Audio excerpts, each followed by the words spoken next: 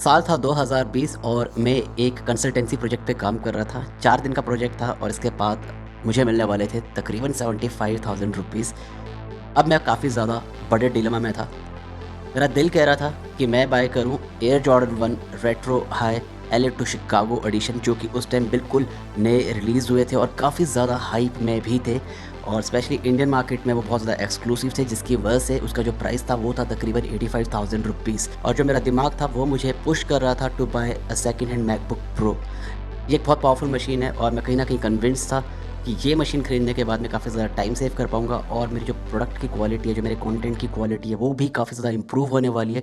तो इसको मैं एज़ एन इन्वेस्टमेंट सोच रहा था और मैंने इसमें इन्वेस्ट किया वो 75,000 रुपीज़ और आज 4 साल के बाद उस 75,000 की इन्वेस्टमेंट से मैंने तकरीबन 35 लाख रुपए के आसपास बनाए हैं। और बेस्ट बात ये है कि मैंने LA to Chicago Air Jordan 1 sneakers भी बाद में परचेज़ कर लिया था। उसके साथ मैंने न जाने कितने ही ऐसे स्नीकर्स और परचेज़ किए। This is the power of investment. एक नया ट्रेंड पिछले 2-3 साल में हमने काफ़ी देखा है, वो है कि हमारे 16 साल से 30 साल के बीच में जो यूथ है वो काफ़ी ज़्यादा high and sneakers, luxury sneakers और आपके high and street wear clothing brands के आउटफिट्स को परचेज़ कर रहे हैं। और अगर जो उनकी सैलरी आ रही है या फिर अगर वो किसी फ्रीलांसिंग प्रोजेक्ट पे काम कर रहे हैं, फॉर एग्जांपल अगर उनके पास 30,000 रुपये का उन्होंने कुछ प्रोजेक्ट से पैसा बनाया या फिर उनकी सैलरी आ रही है, they are actually spending that hard earn money on दो sneakers and street wear outfits. So आप खुद सोचो कि जब ये पैसा जॉर्डन्स, ईजीज और बाकी सारे इन ब्रांड्स में इन्वेस्ट करते हैं या स्पेंड करते हैं, तो क्या उन्होंने जो अपनी हार्ड अर्न मनी जो उन्होंने इतनी मेहनत से कमाई है वो उसको सही तरीके से ट्रेड कर पा रहे हैं with the right set of the product value जो उनको मिलनी चाहिए उस मेहनत से कमाए हुए पैसे के अगेंस्ट?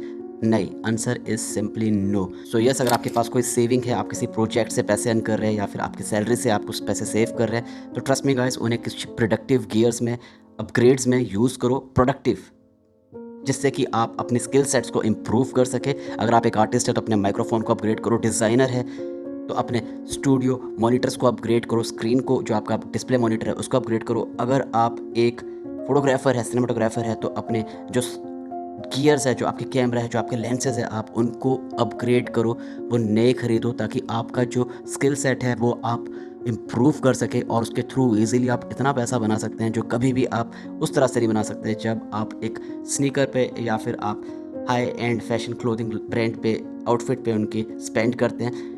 इस फ़र्क को समझो कि स्पेंडिंग क्या होती है और इन्वेस्टमेंट क्या होती है। जब आप एक स्नीकर खरीदते हो नाइकी का, दैट्स योर स्पेंडिंग।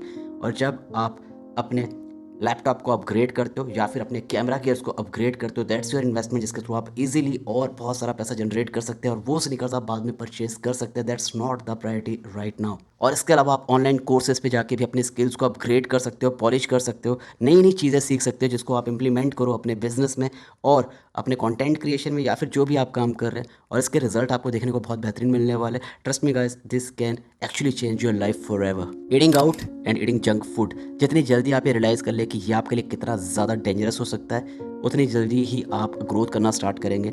सिर्फ अपने आप को कूल दिखाने के लिए सोशल प्रेशर में या फिर पीयर प्रेशर में आके आप जो बाहर खाना खा रहे हैं, डाइन आउट कर रहे हैं, उसमें जो आप टाइम, अपनी पैसे और अपनी जो हेल्थ को आप डिट्रॉइट कर रहे हैं, ट्रस्ट मी गाइस, वो काफ़ी ज़्यादा डेंजरस हो सकता है फॉर योर फ्यूचर।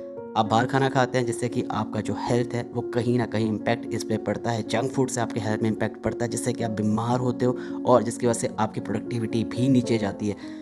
तो yes, once in a while it's cool, but अगर आप रेगुलरली ये कर रहे हैं तो then you need to stop that as soon as possible. So जैसे ही मैंने इसके इम्पैक्ट को समझा, उसके बाद से मैंने डाइन आउट करना बंद कर दिया है। स्विगी जोमेटो से जो मैं ऑर्डर कर रहा हूँ वो काफ़ी हद तक मैंने कंट्रोल कर लिया है। जब तक सिर्फ कुछ इंपॉर्टेंट इमरजेंसी ना हो तब तक मैं जंक फूड की तरफ नहीं जा रहा हूँ। And it has saved me a lot of money, time and good health. पिछले 2-3 महीने से जो एक चीज़ हमने बार बार सुनी वो है आईफोन 15 अपग्रेड।